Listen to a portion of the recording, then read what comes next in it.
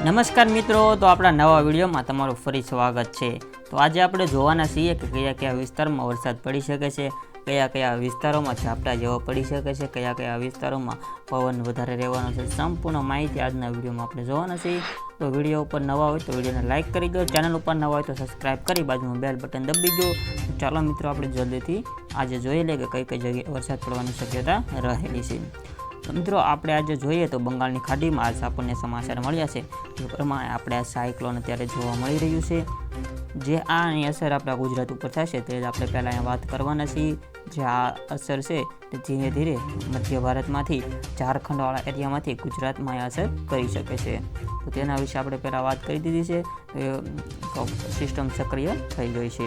તો હવે આપણે જોઈ લઈએ કે વરસાદ કઈ કઈ જગ્યાએ પડવાનો છે। તો રેડ થંડર આપણે અહીંયા આપી દીધું છે। સાયક્લોન મિત્રો તમે જોઈ શકો છો, હજી પણ આપણે અહીંયા શરૂ થઈ જોવા મળી શકે છે। આ રીતના આપણે ગુજરાત છે, અહીંયા આપણને પવનની દિશા હજી કોઈ જોવા મળી નથી। આ સાયક્લોન છે તે ધીમે ધીમે અહીંયા પૂગવાની શક્યતા છે, જે ગુજરાત તરફ લો પ્રેશર સર્જી અને હવામાનનું કહેવું છે કે વાદળછાયું વાતાવરણ, પવન સાથે વરસાદને બધું આવી શકે છે। તો એ સાયક્લોનમાં જોઈ શકો છો તમે અત્યારે અહીંયા રેડ એલર્ટ પણ જોવા મળી શક્યું છે અને ખૂબ જ અહીંયા ભયાનક આપણને રૂપ જોવા મળી રહ્યું છે। આ મિત્રો પવન છે તે અહીંયા ચક્રવાળા મારી રહ્યું છે। તો આપણે ગુજરાત તરફ પણ એક આ સિસ્ટમ સક્રિય છે, જે આ સુરત તરફ જ્યાં સિસ્ટમ આપણી સક્રિય છે ત્યાં સુરતના એરિયા સાઈડ આ સિસ્ટમ એક સક્રિય છે, જે સુરતના એરિયામાં સીધી અસર અહીંથી કરવાનું છે। તો આગળ આપણે જોઈશું કે હવામાન વિભાગ શું આગાહી કરે છે। બાકી આ જોઈ શકો છો સુરતના એરિયામાં જે આ બધા વિસ્તાર છે, અમરેલી સાઈડ અહીંયા છે ભરૂચ, તે બધા એરિયામાં અહીંયા સુરત, ભરૂચ, પછી અહીંયા આમોદ, અમરેલી, ઉના, જુનાગઢ, જસદણ, ગોંડલ જેટલા આ એરિયામાં અહીંયા મહુવા, અહીંયા વેરાવળ આવી જાય છે। બાકીના બધા જે આપણે જોઈએ છીએ અહીંયા નીચેના જે એરિયા છે તે બધામાં વરસાદ પડવાની શક્યતા અહીંયા રહેલી છે। તો આ બાજુના એરિયામાં જોઈએ તો અહીંયા ખાંભા આવી જાય છે, પછી અહીંયા ધંધુકા આવી જાય છે, તુલસીશ્યામ આવી જાય છે, જામવાલા આવી જાય છે। જે આ બધા નીચેના એરિયામાં શું આવી જાય છે, અહીંયા ગીર સોમનાથ આવી જાય છે। તે બધા જ એરિયામાં અહીંયા વરસાદ પડવાની પૂરેપૂરી શક્યતા અહીંયા હવામાનવાળા દર્શાવી રહ્યા છે। આ સાઈડ અમરેલી સાઈડ એરિયામાં પણ આપણને અહીંયા અમરેલી છે, જસદણ છે, તો આ બધા એરિયામાં પડી શકે છે। અમરેલી છે, બાબરા છે, અહીંયા જસદણ આવી જાય છે, ગોંડલ આવી જાય છે, જેતપુર આવી જાય છે। તો આ બધા એરિયામાં ઉપર વરસાદ પડી શકે છે। એની ઉપર આપણે જોઈએ તો અહીંયા ચોટીલા સાઈડ એરિયામાં પણ વરસાદ પડી શકે છે। તો અહીંયા ચોટીલા છે, ચોટીલા એક જ આપણે અહીંયા જોવા તાલુકો આપણને દેખાઈ રહ્યો છે, બીજો તો આપણને અહીંયા કાંઈ ચોટીલા છે, અહીંયા આવી જાય છે ડોલીલા। તો આ બધું છે। હવે આપણે હવામાનવાળા શું કહે છે તેના ઉપર એક નજર નાખી લઈએ અહીંયા।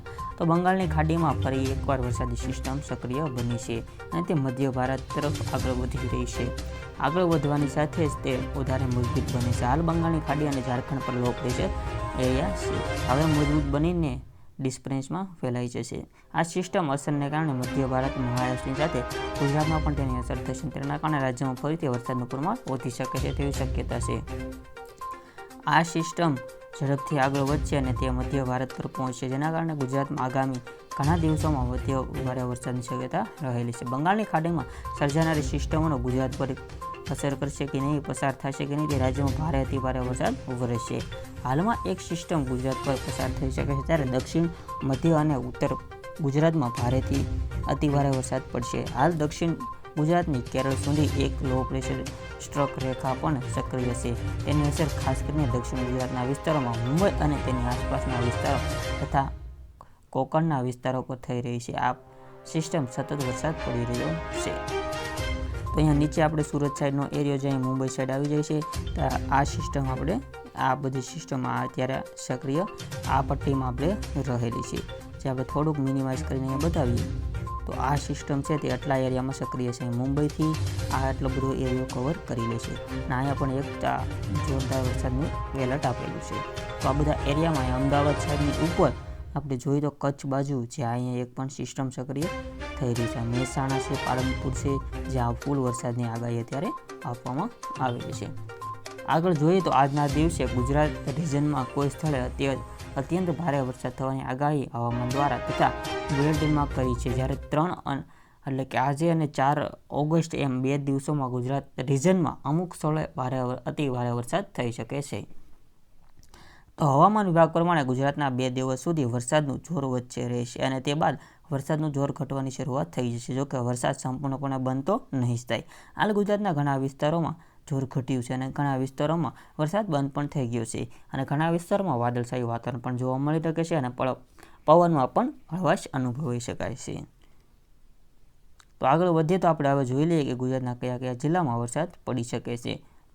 તો આપણે આજનું જોઈ લઈએ કે આજ રોજ ઉત્તર ગુજરાતના બનાસકાંઠાના સાબરકાંઠા, અરવલ્લી, મહેસાણા જિલ્લામાં વરસાદનું પ્રમાણ વચ્ચે ઘણા વિસ્તારોમાં મધ્ય તથા તેનાથી વધારે વરસાદ થવાની શક્યતા રહેલી છે.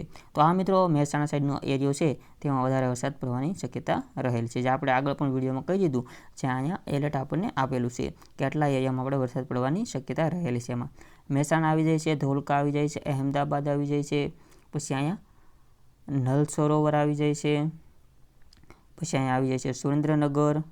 તે બધા એરિયામાં વરસાદ પડી શકે છે. ઉપર આપણે જોઈએ તો અહીંયા દસા આવી જાય છે, ઝરસા આવી જાય છે, વિરમગામ આવી જાય છે, અહીંયા કાંડી, ગાંધીધામ, ગાંધીનગર, મનસા જે બધા એરિયા આવી જાય છે. તો દક્ષિણ ગુજરાતમાં વલસાડ, નવસારી, ડાંગ, તાપી, સુરત, ભરૂચ અને નર્મદા જિલ્લાનો વરસાદનું પ્રમાણ વચ્ચે અને કેટલાક વિસ્તારોમાં ભારેથી અતિ ભારે વરસાદ થવાની શક્યતા દેખાઈ રહી છે. તો આપણે પહેલાં જણાવ્યું તે એરિયામાં પણ હવામાન વિભાગવાળાએ પણ આગાહી આપેલી છે. જે આ નવસારી, સુરતવાળો, તાપીવાળો એરિયો છે જેમાં બધે વરસાદ પડવાની શક્યતા રહેલી છે. જેમાં બધા બારડોલી, કોસંબા, વનકલ, સુરત, પછી અહીંયા નીચે આવી જાય છે નવસારી, તે બધા એરિયામાં અહીંયા પડવાની શક્યતા રહેલી છે. તો અહીંયા પણ અહીંયા આ એરિયામાં પણ અહીંયા શિહોર છે, અહીંયા છે ભરૂચ છે, દહેજ છે, તે કરંજ છે, આ બધા વિડીયો વરસાદ પડવાની શક્યતા રહેલી છે. જ્યારે સૌરાષ્ટ્ર અને કચ્છમાં આ સિસ્ટમ અસર થશે પરંતુ અતિ ભારે વરસાદની શક્યતા ઓછી છે. ભાવનગર, અમરેલી, બોટાદ અને સુરેન્દ્રનગરના કેટલાક વિસ્તારોમાં વરસાદનું પ્રમાણ વધશે અને આ જિલ્લાઓમાં કોઈ એકાદ બે સ્થળે ભારે વરસાદ થઈ શકે છે. 2 દિવસ સુધી ગુજરાતના તમામ જિલ્લાઓમાં હવામાન વિભાગે વરસાદની આગાહી કરી છે, પરંતુ સૌથી વધારે અસર ગુજરાત રિજન પર થવાની છે. તો આવી રીતના મિત્રો બધી જગ્યાએ વરસાદ તો પડશે, તે વાદળછાયું વાતાવરણ જોવા મળી શકે છે. સાથે સૌરાષ્ટ્રના એરિયામાં પણ અત્યારે આગાહી કરવામાં આવી છે, જેમાં ભાવનગર આવી જાય છે, અહીંયા અલંગ આવી જાય છે, મહુવા આવી જાય છે, ઉના, વેરાવળ, જૂનાગઢ, અમરેલી, પોરબંદર, જે આ બધા એરિયામાં દરિયાકાંઠા છે તે વિસ્તારમાં વરસાદ પડવાની શક્યતા રહેલી છે. જે વાદળછાયું વાતાવરણ જોવા મળી શકે છે, પવન પણ ફૂંકાઈ શકે છે. જેમાં આપણે જોઈએ તો તળાજા આવી જાય છે, જેસર આવી જાય છે, પછી જે આ તાલુકા છે બધા તે આપણે અહીંયા જોઈ લઈએ થોડુંક મિનિમાઇઝ કરીને. તો અહીંયા મિત્રો આપણે ભાવનગર સાઈડના એરિયા જોઈએ તો તળાજા આવી જાય છે, પાલીતાણા આવી જાય છે, કુંડલા આવી જાય છે.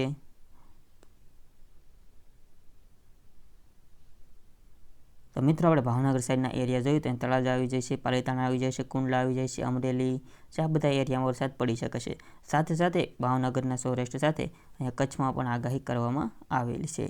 એમાં નલિયા, જે આ બધા એરિયો છે, કચ્છનો એરિયો છે, જે આ કચ્છના અખાતથી શરૂ થાય છે, તે બધા વિસ્તારોમાં વરસાદ પડી શકે છે. તો આ છે જામનગર છે, અહીંયા મિત્રો આ બધા એરિયામાં વરસાદ પડી શકે છે,